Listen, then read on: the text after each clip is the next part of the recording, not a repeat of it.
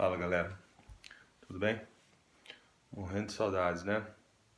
Quem diria que a gente ia sentir saudade da escola, né? Mas vida que segue, né? Então, dando continuidade ao nosso estudo sobre a análise combinatória, página 443, capítulo 11, apostila 3. Primeiro, vamos agora basicamente ao começo da análise combinatória, tá?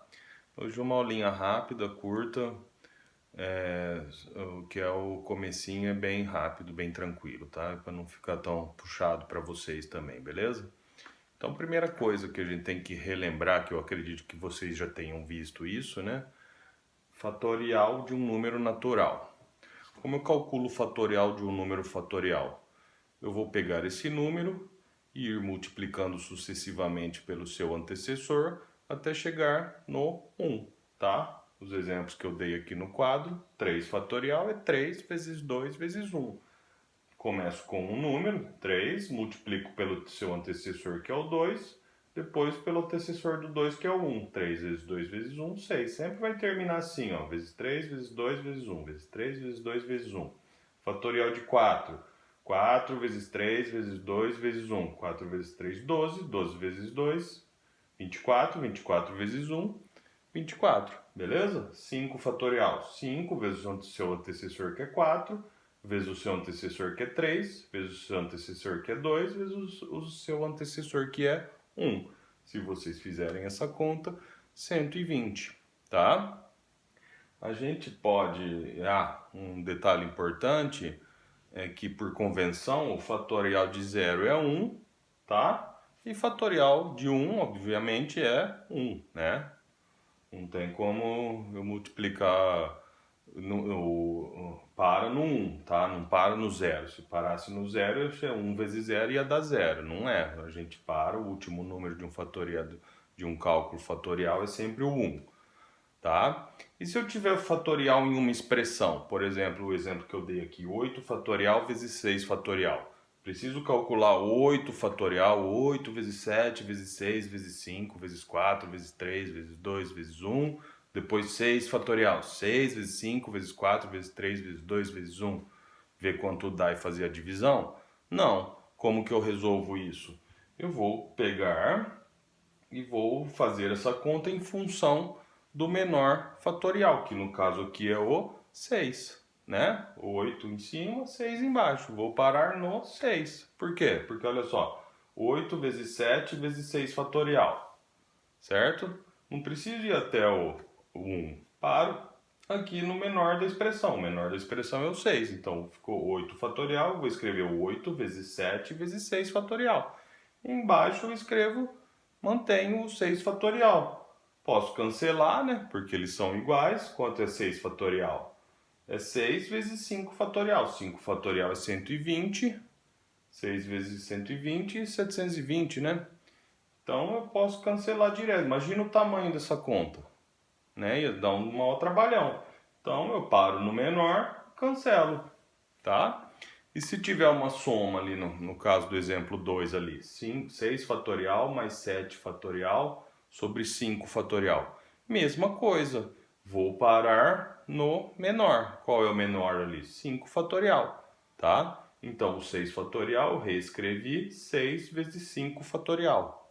Mais o 7 fatorial, 7 vezes 6 vezes 5 fatorial. Embaixo eu mantenho, 5 fatorial. Como 5 fatorial está em todos os termos, eu posso cortar ele, né? Mesmo sendo a soma ali, como se eu colocasse o 5 fatorial em evidência. Então o que sobrou? 6 mais 7 vezes 6. Não preciso falar, pelo amor de Deus, que primeiro a gente multiplica, depois a gente soma, né? Então 7 vezes 6, 42, mais 6, 48, tá? Tranquilo, né? Só uma relembradinha rápida aqui sobre fatorial, beleza? A gente vai usar, eu acredito que essa apostila inteira a gente vai usar esses conceitos de fatorial, tá? No cálculo de análise combinatória, beleza? Primeiro tipo de análise combinatória é conhecido como permutação simples. Como o nome diz, é um negócio bem simples, tá? Como eu calculo permutação simples? está representado ali na expressão, ó, P de N é igual a N fatorial. Ah, quando que eu vou usar isso, professor? A gente tem que interpretar o exercício, tá? Primeiro exemplo que eu dei ali, 4 pessoas estão em uma fila. De quantas formas é possível ordená-las, tá? Então, 4 pessoas estão em uma fila, a gente tem 4 posições, né? Na primeira posição da fila, eu posso colocar qualquer uma das 4, certo? Na segunda, como já tem uma na primeira posição, vai ter 3 pessoas. Na segunda, 2 e na última só vou ter uma opção de uma pessoa. Isso é a mesma coisa que 4 fatorial, 4 vezes 3 vezes 2 vezes 1.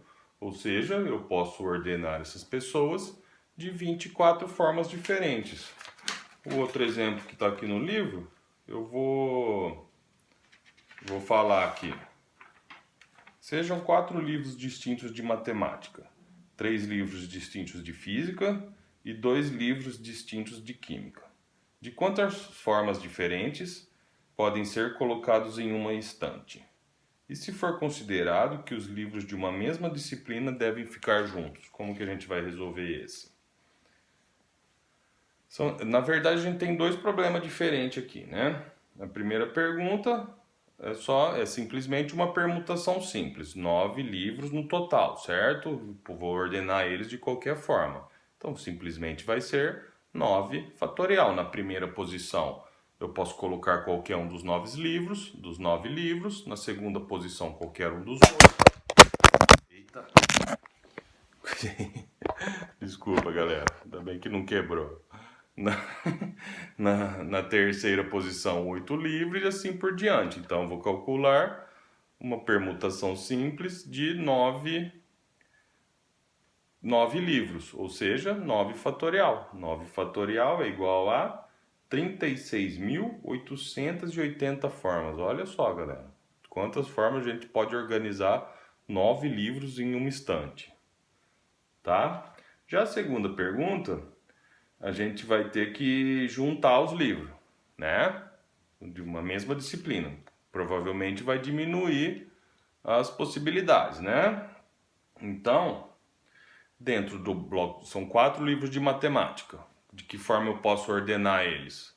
4 fatorial. 4 vezes 3 vezes 2 vezes 1, certo? De física são 3 livros, ou seja, 3 fatorial. 3 vezes 2 vezes 1, né? De química são 2, né? 2 fatorial. E além disso, não são 3 disciplinas, física, química e matemática, a gente pode variar essas posições por disciplina, né? Então, como vai ficar a conta? 4 fatorial vezes 3, 4 fatorial, que são as possibilidades de matemática, 3 fatorial, que são as possibilidades de física, 2 fatorial, que são as possibilidades de química, e 3 fatorial, que são as possibilidades por disciplina. Multiplicando tudo isso, a gente vai ter 1.728 formas, bem menor do que se fosse colocar de qualquer jeito, né? Beleza? Quinta-feira a gente continua, tá? Valeu!